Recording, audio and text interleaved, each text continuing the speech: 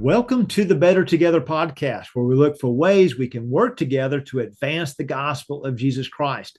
Today, we have with us Aaron Pontious. He's the lead pastor there at Rejoice Church in Columbia, Missouri, and he's going to be our first speaker at the National Association meeting this year in Kansas City. And so, Aaron, thank you so much for taking the time to be with us today. Absolutely. Thanks for having me. Hey, so tell us, our listeners, I can't imagine people would not know Aaron and Casey, but maybe there are a few that don't know you from Truth and Peace and all the different work you've done over the years. Give our listeners a sense of who you are and what you're doing there in Missouri.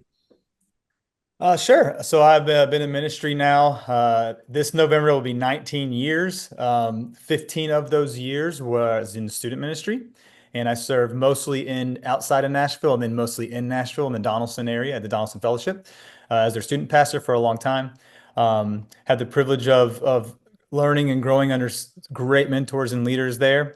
And probably around 2018, 2019, just felt like the Lord was moving in my heart and stirring me to begin to release student ministry, though I still love it. My wife and I, it's just something that we absolutely have a heart for, but God was releasing me of it and felt God stirring me to lead a church. And so over the course of time, just didn't have God's peace. And then in the fall of 21, leading to Christmas time of 21, we felt God calling us to Columbia, which is where the University of Missouri is, a major university. And so having access to a really large young student body is something that is definitely, again, reflects the heart of my wife and I. And so we've been here since December of 21, and God has been blessing it, man. It's been such an encouraging thing to be a part of what God is doing in Columbia. Well, you guys are doing some great things. Some of our listeners will know that Bradley and Madison Mercer are there, or Yep. I believe ministering to international students. And so you guys have, this is not new to you, working with students, work with Truth and Peace and all the rest of it. So it's almost like you were made to do what we're going to ask you to do on this Sunday morning of the National. So maybe our listeners know, maybe they don't know, that that morning, for the first time, we'll have a joint teen and youth Sunday school class, first of all, and then we'll have a joint service, and that's the service you're going to preach in. So share with our listeners a bit about what you're going to focus on that morning. Yeah. So I'm excited about the joint service. I think that'll be really neat, a unique change that I think could be really a, I know it's going to be a good thing. I think it can be a really wonderful thing to do that together to kick the national convention off. But so the theme is, all in on the mission, and I'm going to be looking at Jeremiah 29, and I know we know Jeremiah 29:11 by heart. Many of us do, and it's a wonderful verse, but when you see it in context, it actually makes it that much sweeter. But I'm going to be looking at verses earlier in that passage where really Jeremiah the prophet, he's talking to the people of Israel, and it's really the people of Judah. And they are on the verge of being taken captive, and they're going to be exiles in a foreign land under foreign kings and under pagan leadership. And so, the tendency would be to, be angry, be upset. And I think that obviously they battle that. But really, what he tries to encourage them to do is like, no, no, no, make peace with the people, build, grow families, have kids, be an influence in the culture and the place that you're going to be. You're going to be in exile. You're going to be wandering through. This is not your land. But however, you are still called to be an influence, and you're still called to do the things that are God fearing. And so there's so many parallels to that in our context today. Um, Peter talks about how we are sojourners, we are exiles here. This is not our home. Jesus even talks about that as well, that this is temporary, right? And so as the church, as God's people, as sons and daughters of the King, you know, our home shouldn't be here. Our affection shouldn't be for this world. Our affection should be for glory and for heaven. And so because of that, we realize that we have a calling here. And so even though the world is crazy and it's upside down and it seems like it goes through these cycles of just intensity, we are still called to be people of influence. And so really what I want to bring is the challenge of what does that mean for us?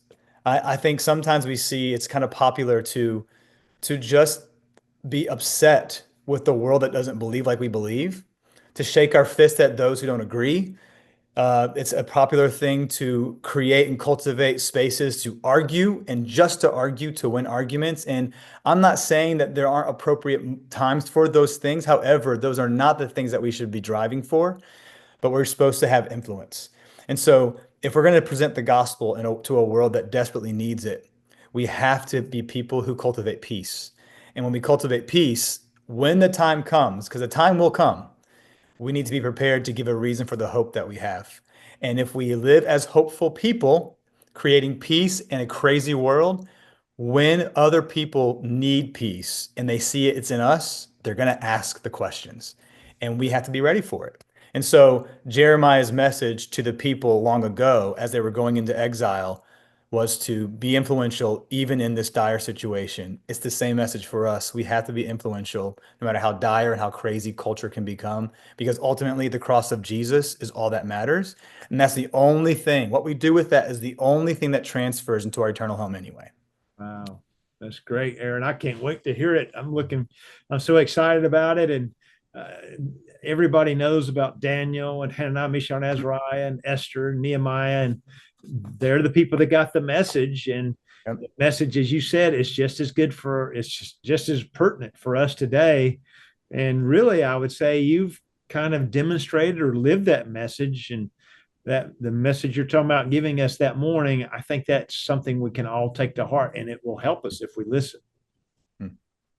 I hope so. That's the goal. I mean, that's what Christ calls us to do. And so I've definitely had, and I still make plenty of mistakes. I can lose my cool. I can decide to win an argument instead of winning a heart. But I will say, when I allow the Spirit to lead me and to listen sensitively to the Spirit, um, he always is reminding me to be a person of peace, to be a person who brings peace, to be a peacemaker. And with that, I have learned over the course of time, it really does create opportunities to speak truth into people's lives because then they are ready to hear it. And God has blessed that. Oh, that's great. Well, thank you for taking the time to be with us today. And we appreciate the good work you're doing preparing. And many of our listeners will be, I can't go to the national this year, where they could always watch online on Facebook or on the NAFWB Facebook channel. They could do that. But in the meantime, wherever people are at, they can pray for you as you prepare. Are there specific prayer requests you would like for them to remember in the next couple of days? Yeah, I mean, I think first and foremost, pray for the hearts of all that are going to be there and those who are listening. I mean, that's obvious, but pray that we'll have ears to hear Hmm. whatever the Lord is laying on our hearts when it comes to being influencers of culture. Very. And and so that's one prayer request. And the other thing is I've been praying this in my own personal life, and I would just invite people listening to pray this too. And that is that I would be more and more sensitive to um, opportunities to just be a person of a present person of hope.